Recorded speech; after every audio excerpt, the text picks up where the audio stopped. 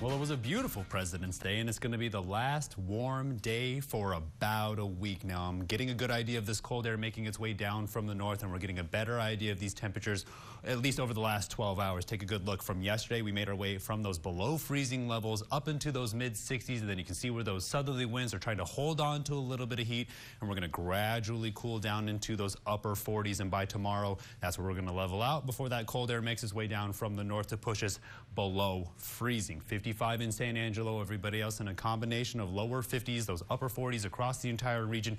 Better idea of those lower elevations, 52 in Sterling City, 47 down there in Junction, 5 degrees across the entire Concho Valley, if not a little bit more if you want to count Coleman and us here in San Angelo. Now we're on the lookout for some of these colder temperatures, but we're going to hold on to these for a little bit longer. Now look across the entire United States, -11 up there in Rapid City, -8 up in Minneapolis, and then off the west coast, 46 in Portland and in Seattle, and then off towards the east, they're still dealing with a little bit of this cold weather. Now this is the trajectory that we have for this cold air to slide right down the eastern side of the Rocky Mountains, right into the Concho Valley. Now the upper level pattern is steering this cold weather, and by tomorrow around lunchtime, those winds will pick up out of the north about 30 miles per hour, and then you know that cold air is going to be here because it's going to push us down very quickly. Now as we make our way closer towards the weekend, we have our eye on a small shortwave trough that's going to try to fight its way in, and that will keep us cold before next week we're going to push all the way back up into those 80s. So we just have to get through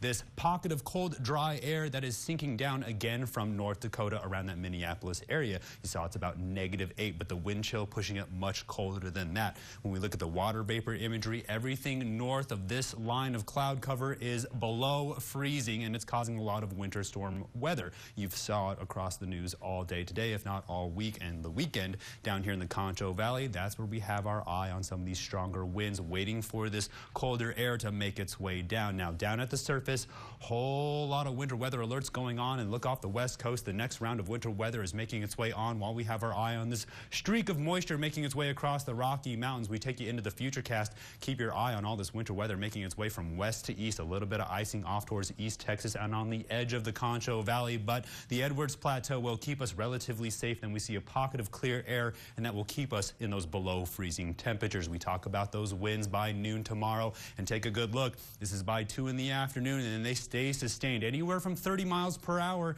and then again about 15 to 20. So it's going to be cold for a couple days. So tonight, only a couple more degrees to go down into those 40s. You take those last minute moments to prepare. Then tomorrow, only up a couple degrees. We're waiting for those winds. So if you have to go out tomorrow, please limit your activity and bundle up so first responders can get to those emergencies in a timely manner, because we don't want to keep ourselves exposed to some of these teen-like temperatures overnight. Now it's going to stick around well into Thursday, but after Wednesday, we are on the warm-up. I promise you by Saturday, we're going to be up into those 50s. By the last week of February, take a good look, we're pushing up into those 80s. So those overnight lows are going to go from those teens and gradually warm up into those 40s. Stay tuned. Well, more for the break. You're watching KSAN News at 10.